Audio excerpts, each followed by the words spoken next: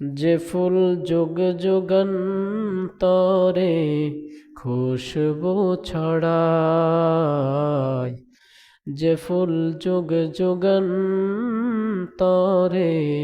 খুশবু ছড়ায়, সে ফুল আমি গেথেছি মনেরই কাবায়, যে ফুল যুগ যুগান্তরে খুশবু ছড়ায়। হাবিবে খোদা তুমি, তুমি কমলিওয়ালা, তোমার বিরহে আজ দুনিয়া উজালা, তোমারি পরশে পৃথিবী হয়েছে বেকুল, যে ফুল যুগ যুগান্তরে খুশবু ছড়ায়। আল্লাহুম্মা সাল্লি আলা مولانا محمد وعلى آل سيدنا مولانا محمد। উড়ে যাও রে বাংলার হাওয়া, উড়ে যাও রে মদিনা,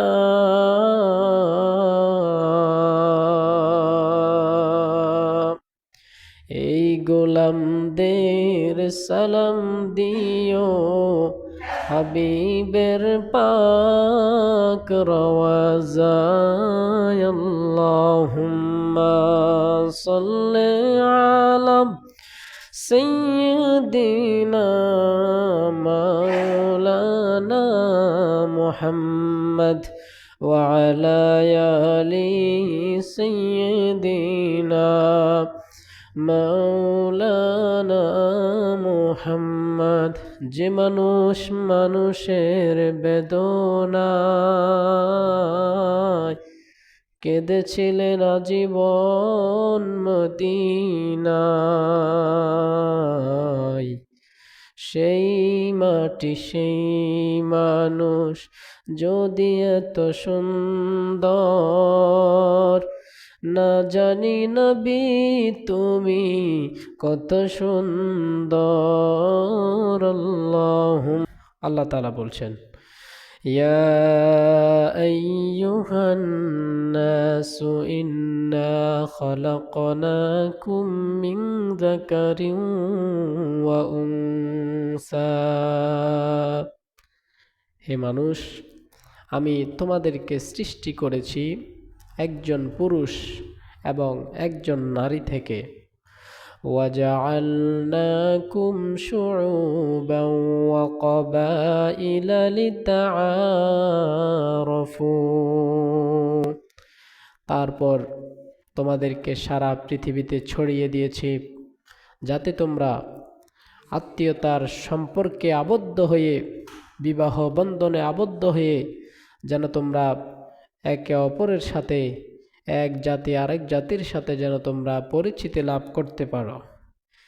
আর ইন্না আকরামাকুম ইনদাল্লাহি আতকাকুম, আর তোমাদের মধ্যে সবচাইতে দামি হচ্ছে ওই ব্যক্তি, আল্লাহ পাকের কাছে সম্মানিত হচ্ছে ওই ব্যক্তি যে আল্লাহ পাককে ভয় করে। রাসূল সাল্লাল্লাহু আলাইহি ওয়াসাল্লাম বুখারী শরীফের হাদিসের ভিতরে বলছেন, মান কানা ইউমিনু বিল্লাহি ওয়াল ইয়াউমিল আখির, যে ব্যক্তি আল্লাহ এবং পরকালে বিশ্বাস করে, আখিরাতে বিশ্বাস করে, ফালা ইউআজ্জি জারুহু, এবং তার প্রতিবেশীকে কষ্ট দেয় না, সে যেন তার প্রতিবেশীকে কষ্ট না দেয়। ওয়াস্তাউসু বিন নিসাই খায়রা, এবং তোমরা তোমাদের স্ত্রীদের সাথে ভালো ব্যবহার করো। সম্মানিত হাজিরিন, এই যে স্ত্রীদের সাথে ভালো ব্যবহার করার কথা আল্লাহ পাক বললেন, এটা কিভাবে হবে? স্ত্রীরা পুরুষের জন্য হচ্ছে পোশাক স্বরূপ। আল্লাহ রব্বুল আলামিন কোরআন শরীফের ভিতরে বলছেন, হুন্না লিবাসুল লাকুম ওয়া আনতুম লিবাসুল লাহুন্না, নিশ্চয়ই নারীরা হচ্ছে পুরুষের পোশাক আর পুরুষরা হচ্ছে নারীদের পোশাক। তো জান্নাতে আল্লাহ পাক যখন হযরত আদম আলাইহিস সালামকে সৃষ্টি করলেন, তিনি হযরত আদমকে জান্নাতে দিলেন এবং সব নিয়ামত আদমের জন্য হালাল করে দিলেন। হযরত আদম আলাইহিস সালাম সব কিছু পাওয়ার পরেও কিছু একটা যেন তিনি অপূর্ণতা লাগতেছে তার কাছে, কেন যেন ভালো লাগতেছে না, কি একটা যেন এখনো হযরত আদম পায় নাই। তো আল্লাহ পাক তার মনের ভাষা বুঝে গেছেন। বুঝে যাওয়ার পরে তিনি তার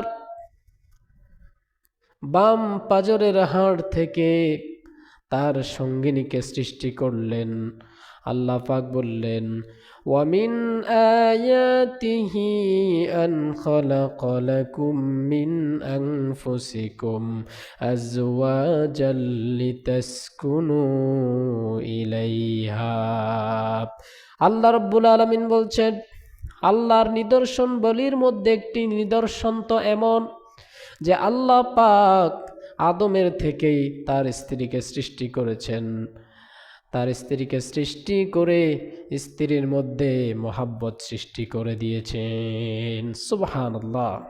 সম্মানিত ভাইরা, তো জান্নাতে আদম আলাইহিস সালাম যখন স্ত্রী পেলেন, তখন জান্নাতে হযরত আদম আলাইহিস সালাম তার মনটা পরিপূর্ণ হয়ে গেল।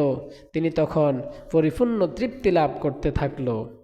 এই জন্য স্বামী স্ত্রীর সম্পর্কটা জান্নাত থেকে এসেছে। সম্মানিত ভাইয়েরা, হাদিসের মধ্যে এসেছে, যেই মুমিন দুনিয়াতে ভালো কাজ করবে, করার পরে সে জান্নাতে যাবে, যাওয়ার পরে জান্নাতে কোনো মুমিন কুমার থাকবে না, অর্থাৎ কেউ বিবাহ ব্যতীত থাকবে না। আল্লাহ পাক জান্নাতে সবার জন্য স্ত্রীর ব্যবস্থা করবেন। জোরপন সুবহানাল্লাহ। জান্নাতে সবার জন্য স্ত্রীর ব্যবস্থা করবেন। জান্নাতে স্ত্রী হবে দুই ধরনের। কয় ধরনের? দুই ধরনের। এক হচ্ছে দুনিয়ায় যে স্ত্রীরা স্বামীর সাথে বসবাস করেছিল, বিবাহ হয়েছিল, তারা যদি নেককার হয়, তারাও জান্নাতে তার স্বামীর সাথে আনন্দের সাথে থাকতে পারবে। দুই নম্বরে হচ্ছে আল্লাহ পাক হুর সৃষ্টি করেছেন, যেগুলোকে জান্নাতে আল্লাহ পাক বানিয়েছেন এবং জান্নাতি পুরুষদের জন্য আল্লাহ পাক স্পেশালভাবে তাদেরকে রেডি করেছেন। এরা কেমন? কোরআন আল কারীমের সূরার ভিতরে আল্লাহ পাক বলছেন, কাআন্নাহুন্নাল ইয়াকুতু ওয়াল মারজান,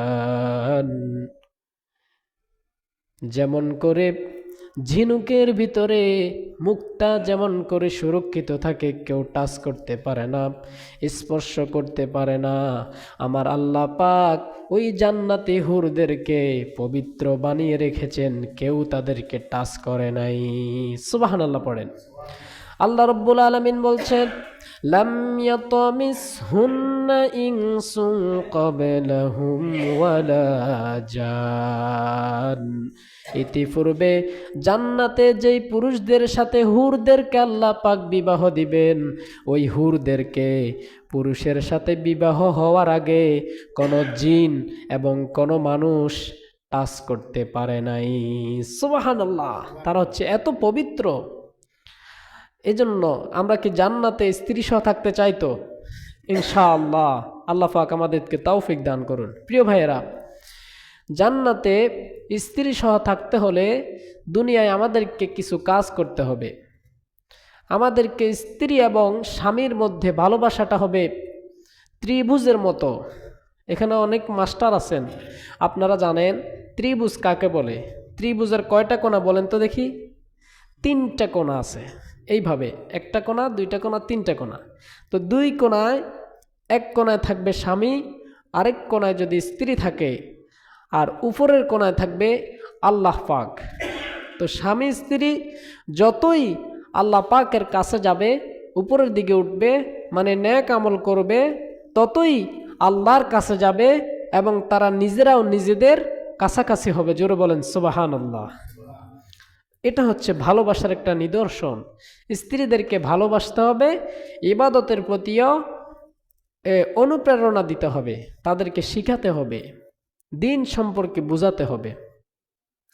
সম্মানিত ভাইরা আমার, আমি গত জুমায় আলোচনা করেছিলাম স্বামীর অধিকার নিয়ে। আজকে আলোচনা করব স্ত্রীর অধিকার নিয়ে। স্ত্রীর 1 নাম্বার যে অধিকার, বিবাহের পরে স্বামীর কাছে স্ত্রী যে জিনিস পাও না, যে অধিকারগুলো পাও না, তার মধ্যে 1 নাম্বার অধিকার, 1 নাম্বার 1 অধিকার হলো তাদেরকে মোহরানা দেওয়া। আমাদের দেশে মোহরানা আছে। মোহরানা দিতে গেলে 10 লাখ মোহরানা ধরা হয়।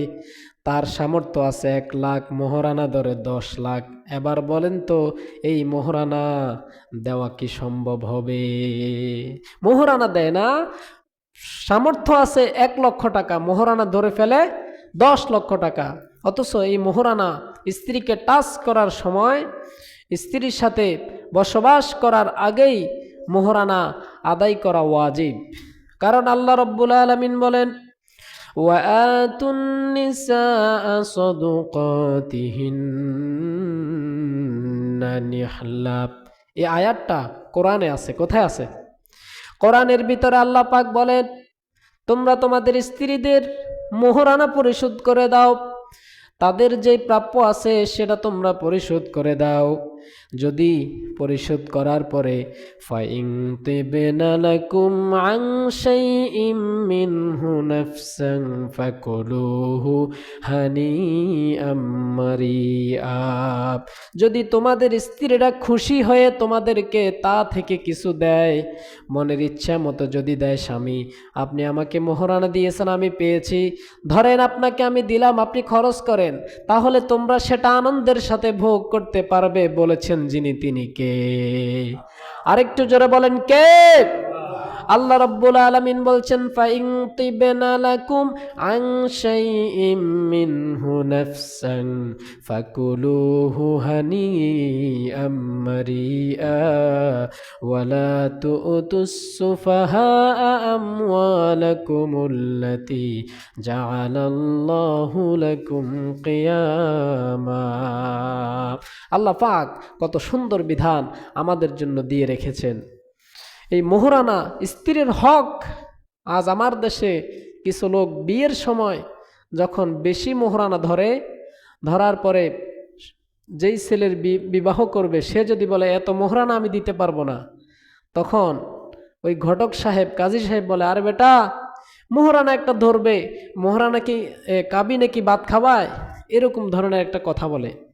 অথচ মোহরানা যেটা ধরে সেটাই দেওয়া কিন্তু ওয়াজিব হয়ে যায়, ঠিক কিনা?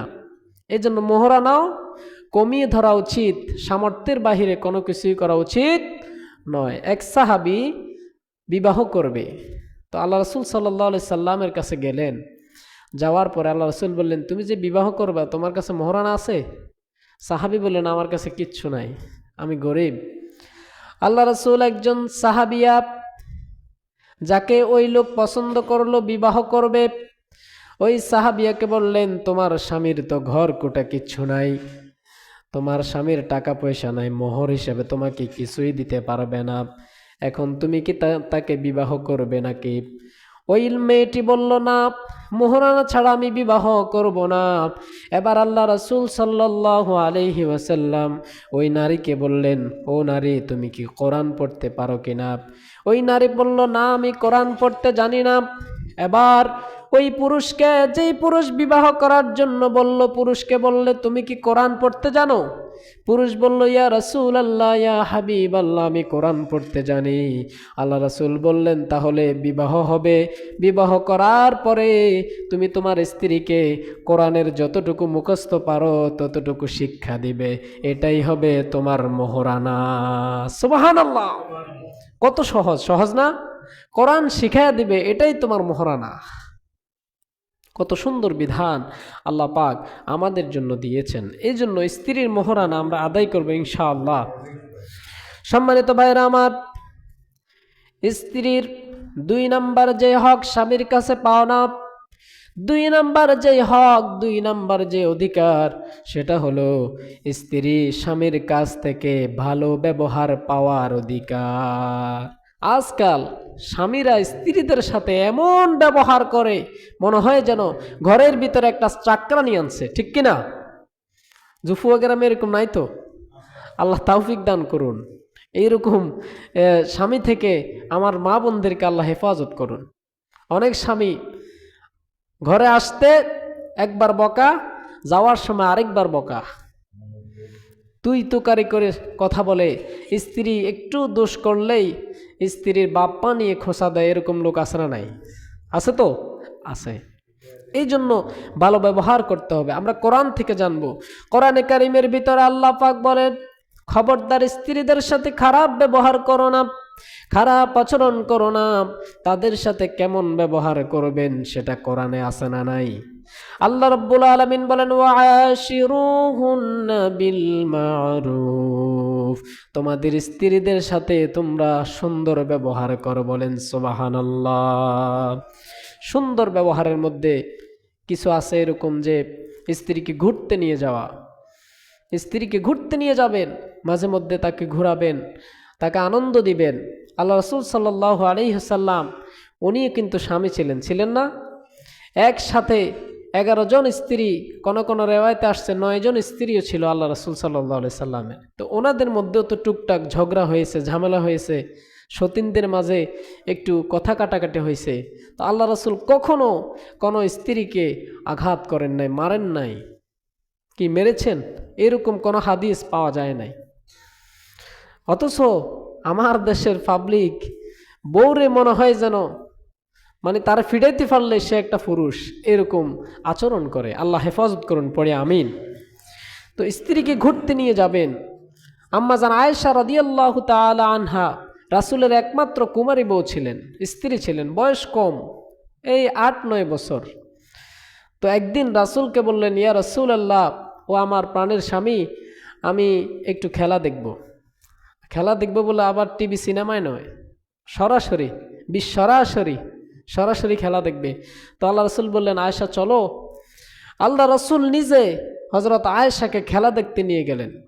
অথচ পুরা উম্মতের দায়িত্ব রাসূলের উপরে, তিনি এত ব্যস্ত, সারা পৃথিবীর শাসনকর্তা আল্লাহ রাসূল সাল্লাল্লাহু আলাইহি ওয়াসাল্লাম এত ব্যস্ত থাকার পরেও স্ত্রীর আবদার পূরণ করতে খেলা দেখতে নিয়ে গেলেন। নিয়ে যাওয়ার পরে আল্লাহ রাসূল তো খেলা দেখেন নাই, আম্মা জান আয়েশা খেলা দেখতেছে। যতক্ষণ পর্যন্ত বলছে আমি বাড়িতে না যাব, আমার খেলা দেখা শেষ, ততক্ষণ পর্যন্ত আল্লাহ রাসূল বলেন নাই যে চলো। যতক্ষণ থাকতে চাইছে ঠিক ততক্ষণই রাখছে। কত সুন্দর সিস্টেম। এক রাতে রাসূল সাল্লাল্লাহু আলাইহি সাল্লাম বললেন, আয়েশা চলো আমরা একটু দৌড় প্রতিযোগিতা করি। সাহাবীরা সবাই ঘুমিয়ে গেল। একটু গভীর রাত যখন হলো, আল্লাহ রাসূল হযরত আয়েশাকে নিয়ে বের হলেন।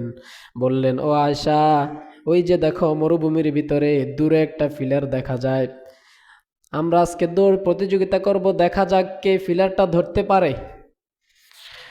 আম্মা জান আয়েশা রাজি হয়ে গেলেন, একটু বয়স কম তো রাজি হয়ে গেলেন। আম্মা জান আয়েশা রাজি হয়ে যাওয়ার পর আল্লাহ রাসূল বললেন, ঠিক আছে দৌড় শুরু করা যাক। দুজন একসাথে দৌড় দিলেন। দৌড় দেওয়ার পরে আল্লাহ রাসূল সাল্লাল্লাহু আলাইহি ওয়াসাল্লাম ইচ্ছে করে আস্তে আস্তে দৌড়ালেন, আর হযরত আয়েশা রাদিয়াল্লাহু তাআলা আনহাকে তিনি জিতে দিলেন। তিনি গিয়ে আগে পিলার ধরলেন। হযরত আয়েশা মনে মনে মহা খুশি হয়ে গেলেন, অনেক খুশি হয়ে গেলেন। অথচ আল্লাহ রাসূল সাল্লাল্লাহু আলাইহি সাল্লাম যদি দৌড় দেয়, জান্নাতি 40 জন পুরুষের শক্তি আল্লাহ রাসূলের গায়ে ছিল। জোরে বলেন সুবহানাল্লাহ।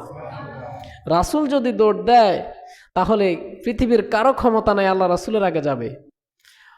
মদিনার আরবের 3 জন কুস্তিগির ছিল, সবচাইতে ফালোয়ান, শক্তিশালী। ওদেরকে আল্লাহ রাসূল সাল্লাল্লাহু আলাইহি সাল্লাম কুস্তি খেলে হারাইছে, আসার মারছে আসার। তো রাসূলের চাইতে শক্তিশালী কেউ আছে? নাই। অথচ আম্মা জান আয়েশা নিজের বউকে জিতা দিলেন। আবার কিছুদিন পরে আল্লাহ রাসূল বললেন, ও আয়েশা চলো আজকে একটু প্রতিযোগিতা করি। আবার যখন দৌড় দিলেন, এবার আল্লাহ রাসূল সাল্লাল্লাহু আলাইহি ওয়াসাল্লাম আম্মাজান আয়েশার আগে গিয়ে ওই ফিলার ধরে ফেললেন। এবার খেলায় তিনি জিতে গেলেন। বললেন, আয়েশা মন খারাপ করো না, ওই যে ওই দিন তুমি জিতেছিলে ওইটার প্রতিশোধ আজকে নিলাম। সুবহানাল্লাহ পড়েন। দেখছেন কত সুন্দর করে স্ত্রীর সাথে আলাপ আলোচনা করতেন, স্ত্রীকে ঘুরতে নিয়ে যেতেন। তো আম্মাজান আয়েশা তিনি ছোট্ট মানুষ ছিলেন, রুটি বেলতে গিয়ে আটার খামির করে ঘুমিয়ে পড়তেন। রাসূলুল্লাহ সাল্লাল্লাহু আলাইহি ওয়াসাল্লাম যখন বাহির থেকে আসতেন, আসার পরে দেখতেন এই অবস্থা। তিনি রুটি বানিয়ে নিজে সেকে তারপরে রুটি রেডি করে আয়েশাকে জাগাতেন, বললেন আয়েশা রুটি রেডি হয়ে গেছে। সুবহানাল্লাহ। আর আমাদের দেশে যদি এরকম ঘটনা ঘটে, মানে লাঠি একটার জায়গায় দুইটা নিয়ে হইলেও ফিটাইয়ে শেষ করবে। হ্যাঁ, আমি কাজ করে আসছি এখনো পর্যন্ত নাস্তা রেডি হয় নাই, এই অবস্থা আমাদের দেশে। আমাদেরকে শিক্ষা নিতে হবে রাসূল সাল্লাল্লাহু আলাইহি সাল্লামের জীবনী থেকে। এরপরে ভালো ব্যবহারের মধ্যে আছে গালিগালাজ না করা, স্ত্রীকে গালিগালাজ করা যাবে না। এরপরে হচ্ছে স্ত্রীর কাজে সাহায্য করা, সেটা তো বললাম। এবার আসুন স্ত্রীকে মারধর না করা, স্ত্রীকে পিটানো যাবে না। হযরতে হাকিম বিন মুআবিয়া রাদিয়াল্লাহু তাআলা আনহু তার পিতা থেকে বর্ণনা করেন, তিনি বললেন আল্লাহ রাসূল সাল্লাল্লাহু আলাইহি ওয়াসাল্লামের কাছে জিজ্ঞাসা করলেন, ইয়া রাসূলুল্লাহ, স্ত্রীর উপরে স্বামীর হক কি কি রয়েছে? যখনই জিজ্ঞেস করলেন তখন রাসূল সাল্লাল্লাহু আলাইহি ওয়াসাল্লাম তিনি জবাব দিলেন, স্ত্রীকে খাওয়াবে যখন তুমি খাবে, স্ত্রীকে পরাবে যেমন তুমি পরবে, যেমন কাপড় তুমি পরবে তোমার স্ত্রীকেও পরাবে। তুমি যেই মানের কাপড় পরবে, যেই দামের কাপড় পরবে, তোমার স্ত্রীকেও সেই দামের কাপড় পরাবে। আর কখনো স্ত্রীকে অশ্লীল গালিগালাজ করবে না, ঘর ছেড়ে স্ত্রীর কাছ থেকে দূরে থাকবে না। সুবহানাল্লাহ পড়েন। কত সুন্দর ইসলামের নিয়ম নীতি, আল্লাহ আমাদেরকে বুঝার তৌফিক দিন, পড়ে আমিন। স্ত্রীর সাথে বসবাস করলেও সুন্দরভাবে বসবাস করতে হবে। আর স্ত্রীকে যদি তালাক দিতে হয় তাও নিয়মের ভিতরে দিতে হবে, যেরকম সুবহানাল্লাহ। কথাটা আমার নয়, কথাটা হচ্ছে আল্লাহর। আল্লাহ রাব্বুল আলামিন বলেন, ফামসিকুহুন্না বিল মা'রুফি আও সাররিহুন্না বিমা'রুফ।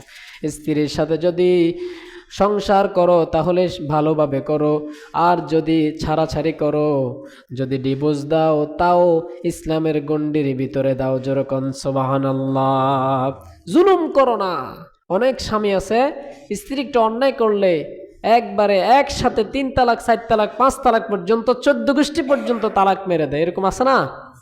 তো পরে আবার যখন রাগটা কমে যায়, কমে যাওয়ার পরে বলে, হ্যাঁ আমি কি করলাম, রাগের মাথায় তালাক দিছি। আর আপনি রাগের মাথায় দেন আর যেভাবেই দেন, ইসলামের শরিয়া মোতাবেক আপনার তালাক হয়ে যাবে। কথা বলেন ঠিক কিনা? এই জন্য এই সমস্ত শব্দ ব্যবহার করবেন না। ইসলামের নিয়ম হচ্ছে তাকে সময় দাও, বুঝাও, বুঝানোর পরে যদি না বোঝে 1 তালাক দাও, আরও 1 মাস দেখো, এরপরে আবার দাও। এইরকম সিস্টেম ইসলাম ফলো করার জন্য বলেছে। আপনি যেমন তেমন করে জুলুম করতে পারবেন না। সম্মানিত ভাইরা আমার, নবীজি সাল্লাল্লাহু আলাইহি সাল্লাম বলেন, খায়রুকুম লিআহলিহি ওয়া আনা খায়রুকুম লিআহলি। তোমাদের মধ্যে ওই পুরুষ সবচাইতে ভালো যেই পুরুষটা তার বউয়ের কাছে ভালো, যেরকম সুবহানাল্লাহ। আজকে বাড়িতে গিয়ে জিজ্ঞেস করবেন যে, আব্দুল্লাহর মা, হুজুরে বলছে যে আল্লাহ রাসূল বলছে যে তোমাদের মধ্যে ওই পুরুষ ভালো যে তার বউয়ের কাছে ভালো। আচ্ছা বলো তো আমি লোকটা কেমন? আজকে বাড়িতে গিয়ে ওয়াইফেরে গিয়ে জিজ্ঞেস করবেন। যদি ভালো সার্টিফিকেট দেয় তাহলে তো ভালো কথা, আর যদি ভালো সার্টিফিকেট না দেয় তাহলে কিন্তু অবস্থা খারাপ আছে, তাহলে জান্নাত কপালে জুটবে না। আমার মনে হয় অসংখ্য স্বামী 100 জন স্বামীর ভিতরে 99 জন ফেল করবে, ঠিক না? স্ত্রীর সার্টিফিকেট পাওয়া এত সহজ না। একটু বেশ কম করবেন, এটা সারা জীবন মনে থাকবে। ভালো বলবে, কিন্তু তার মনের ভিতরে যদি ফিট করে একটু হাসি দেয়, আপনি আমারে উঠে বসে বকা দেন, আমার বাপ্পা তুলে কথা বলেন, আপনি আবার ভালো, এরকম কথা মনে মনে হলেও বলবে। সম্মানিত ভাইরা আমার, এই জন্য আপনি বাহিরে যত কিছুই হন, ঘরের মধ্যে একটু চুপচাপ হয়ে থাকবেন, ঘরের মধ্যে একটু বিড়ালের মতো থাকবেন, আর বাহিরে আপনি বাঘের মতো থাকবেন, সমস্যা নাই। অনেক পুরুষ আছে বাহিরে মানুষের সাথে কিছু করতে পারে না, ঘরে এসে যত রাগ আছে ক্ষোভ আছে সব বউর উপর, ঠিক কিনা? আপনি ঘরে একটু দুর্বল হয়ে থাকবেন। আমি নিজেও ঘরে যখন যাই তখন মনে হয় যেন আমার মতো ফেরেশতা আর নাই, আমি কিচ্ছু জানি না, সব ওরা জানে। তো এইরকম সিস্টেম আপনাকে মেনটেন করা লাগবে, কারণ তাদেরকে সোজা করতে পারবেন না আপনি। সম্মানিত ভাইরা আমার, এবারে আসুন স্ত্রীর 3 নাম্বার যে হক স্বামীর কাছে পাও না, 3 নাম্বার যে অধিকার সেটা হলো স্ত্রী যখন স্বামীর সাথে থাকবে, স্ত্রী যখন বিবাহ বন্ধনে আবদ্ধ হবে, স্বামীর উচিত তার জন্য পর্দার ব্যবস্থা করা এবং ঘর নির্মাণ করে দেওয়া। জোরে বলেন সুবহানাল্লাহ। আমাদের দেশে কিন্তু পর্দা নাই, দেবরের সাথে বাসুরের সাথে সমানে উঠা বসা করে, কোনো পর্দা নাই। স্বামী নিজেও এর খোঁজ খবরও রাখে না যে আমার স্ত্রীটা কি পর্দায় থাকতেছে কিনা। অথচ আল্লাহ রাব্বুল আলামিন কোরআন শরীফের ভিতরে বলেন, وَقُلْ لِلْمُؤْمِنَاتِ يَغْضُضْنَ مِنْ أَبْصَارِهِنَّ وَيَحْفَظْنَ فُرُوجَهُنَّ। আল্লাহ রাব্বুল আলামিন বলেন, মুমিনা নারীদেরকে বলুন তারা যেন তাদের চোখকে নিম্নগামী রাখে, আর যেন তারা তাদের আব্রুকে, ইজ্জতকে তারা যেন হেফাজত করে। সুবহানাল্লাহ, তারা যেন হেফাজত করে। আপনি নিজে শুধু পর্দা করেন, হাজী সাহেব সুন্দরভাবে আতর মেখে পাঞ্জাবি গায়ে দিয়ে হাঁটেন, কিন্তু আপনার স্ত্রী বেপর্দায় চলে, কিয়ামতের দিন আপনি আল্লাহর কাছে আসামি হওয়া লাগবে। কথা বলে না, ঠিক কিনা? আল্লাহ রাব্বুল আলামিন বলেন, শুধু নিজে ভালো কাজ করলে হবে না, নিজের পরিবারকেও ভালো কাজ করাইতে হবে। কথাটা হচ্ছে আল্লাহর। জোরে বলেন, কথাটা কার? আল্লাহ রাব্বুল আলামিন বলেন, ইয়া আইয়ুহাল্লাযীনা আমানু কু আনফুসাকুম ওয়া আহলিকুম নারা। হে ঈমানদারেরা, তোমরা নিজেরাও জাহান্নামের আগুন থেকে বাঁচো, আর তোমাদের পরিবার পরিজন যারা আছে তাদেরকেও জাহান্নামের আগুন থেকে বাঁচাও। তাহলে নিজেরাও বাঁচতে হবে আর পরিবারকেও জাহান্নাম থেকে বাঁচাইতে হবে। যে ব্যক্তি আল্লাহকে ভয় করে জাহান্নাম থেকে বাঁচবে, কিয়ামতের ময়দানে আল্লাহ পাকের সামনে দাঁড়ানোর ভয়টা যে ব্যক্তি করবে, আমার আল্লাহ বলে আমি আল্লাহ তার জন্য 2টা জান্নাত রেখে দিয়েছি। বলেন সুবহানাল্লাহ। ওয়ালিমান খাফা মাকামা রাব্বিহি জান্নাতান। যে ব্যক্তি আমি আল্লাহর সামনে দাঁড়ানোর ভয় করবে, কঠিন কিয়ামতের দিনের ভয় করবে, আমি আল্লাহ তার জন্য 1টা নয় 2টা জান্নাত রেখে দিয়েছি। সুবহানাল্লাহি ওয়া বিহামদিহি। সম্মানিত ভাইরা, স্ত্রীকে ভালো কাজের আদেশ দিবেন, নিজে এবং স্ত্রী মিলে একসাথে তাহাজ্জুদ পড়বেন, একসাথে নামাজ পড়বেন, আল্লাহ বরকত এবং রহমত দিয়ে ভরপুর করে দিবেন। নামাজের আদেশ আল্লাহ পাক তার নবীদেরকেও বলেছেন যে আপনার নবীদেরকে, আল্লাহ পাক নবীদেরকে বলেছেন আপনার স্ত্রীদেরকে আপনি আদেশ করুন তারা যেন নামাজ পড়ে। ওয়া'মুর আহলাকা বিস-সালাতি ওয়াসতাবির আলাইহা। আল্লাহ পাক বলেন আপনার স্ত্রীদেরকে, পরিবারদেরকে আপনি নামাজের জন্য আদেশ করুন। জোরে বলেন সুবহানাল্লাহ। আমরা কি নামাজের জন্য আদেশ করি? আপনারা করেন তো? নামাজের জন্য বলবেন। নামাজের জন্য মারাও জায়েজ আছে, হালকা শাসন। স্ত্রীকে শাসন করবেন, এমনভাবে গালে মারবেন না, এটা নিষেধ। এবং স্ত্রীর এমনভাবে শাসন করা যাবে না যে স্ত্রীর শরীরে দাগ পড়ে যায়, ডাক্তারের কাছে যেতে হয়, শরীরে রোগ প্রতিরোধ ক্ষমতা কমে যায়, এরকমভাবে মারা যাবে না। মারতে হবে মৃদুভাবে, হালকা আঘাত করতে হবে। আল্লাহ রাসূল সাল্লাল্লাহু আলাইহি সাল্লাম তাও শিখিয়ে দিয়েছেন মেসওয়াক দিয়ে। মেসওয়াক কতটুক? সর্বোচ্চ এতটুক। এই মেসওয়াক দিয়ে মারলে কি ব্যথা পাবে? হয়তো হালকা পাবে। তার মানে মারা হচ্ছে নিষেধ। স্ত্রীকে মারা যাবে যেই পুরুষ স্ত্রীকে মারে এগুলারে ধরে জেলে ঢুকাইয়া দিবেন। আমি বললাম যান, এগুলারে জেলে মামলা দিয়ে দিবেন যে স্ত্রীকে মারে। সম্মানিত ভাইরা আমার, এবার আসুন 4 নাম্বার হচ্ছে স্ত্রী স্বামীর কাছে যে জিনিসটা পাও না সেটার 4 নাম্বার হলো স্ত্রীর খাবার, পোশাক, চিকিৎসা সহ যাবতীয় খরচ বহন করা স্বামীর দায়িত্ব। দায়িত্ব কার? আল্লাহ রাব্বুল আলামিন বলেন, আর-রিজালু কাওয়ামুনা আলান নিসা। আমি নারীদের উপরে পুরুষদেরকে কর্তৃত্ব দিয়েছি। জোরে বলেন সুবহানাল্লাহ। নারীর সব দায়িত্ব স্বামীর উপরে, স্বামী সব দায়িত্ব পালন করবে। সম্মানিত ভাইয়েরা, একটি হাদিসে রাসূল সাল্লাল্লাহু আলাইহি সাল্লাম বললেন, তুমি আল্লাহর সন্তুষ্টির জন্য যেই কাজই করো না কেন সেই কাজের সওয়াব তুমি পাবে। এমনকি যদি স্ত্রীর মুখে ভাতের লোকমাও যদি তুলে দাও, এর বিনিময়ে আল্লাহ পাক তোমাকে সওয়াব দান করবেন। বলেন সুবহানাল্লাহ। হাদিসটি সহিহ বুখারীর 13 নম্বর পৃষ্ঠার মধ্যে রয়েছে। সম্মানিত ভাইরা আমার, এবার আসুন 5 নাম্বার হচ্ছে স্ত্রীর যৌবিক চাহিদা পূরণ করতে হবে। আল্লাহ রাব্বুল আলামিন সূরা আন-নাবার ভিতরে বলছেন, ও পৃথিবীর মানব মণ্ডলী শোনো, ওয়াজআলনাকুম আজওয়াজা ওয়াজআলনা নাওমাকুম সুবাতা। আমি তোমাদেরকে স্ত্রী সহ সৃষ্টি করেছি, জোড়ায় জোড়ায় সৃষ্টি করেছি, এবং রাতকে তোমাদের জন্য করেছি অন্ধকার, যেন তোমরা বিশ্রাম করতে পারো, আরাম করতে পারো। জোরে বলেন সুবহানাল্লাহ। তাহলে বলেন ইসলামে কি নাই? ইসলামে সব কিছু আছে। আজকে আমি যে আলোচনাটুকুন করলাম সেটার সারাংশ বলছি। 1 নাম্বার, স্বামীর যে দায়িত্ব স্ত্রীর উপরে, যে স্ত্রীর যে হক রয়েছে তার মধ্যে 1 নাম্বার হচ্ছে স্ত্রীর মোহরানা আদায় করতে হবে। আপনারা কি শোনেন নাই? মোহরানা আদায় করতে হবে, ঠিক কিনা? 2 নাম্বার, স্ত্রীর সাথে খারাপ ব্যবহার করা যাবে না, ভালো ব্যবহার করতে হবে। 3 নাম্বার হচ্ছে স্ত্রীকে মারধর করা যাবে না, অত্যাচার করা যাবে না। এরপরে 4 নাম্বার হচ্ছে স্ত্রীর পর্দার ব্যবস্থা করা এবং স্ত্রীর ভরণ পোষণের যাবতীয় দায়িত্ব নিজে গ্রহণ করা। এরপরে হচ্ছে 5 নাম্বার স্ত্রীর যৌবিক চাহিদা পূরণ করা। আল্লাহ রাব্বুল আলামিন আমাদেরকে এই বিষয়গুলো আমল করার তৌফিক দান করুন। আমরা বলছি আমিন। ওয়া আখির দাওয়ানা আনিল হামদুলিল্লাহি রাব্বিল আলামিন। আসসালামু আলাইকুম ওয়া রাহমাতুল্লাহ।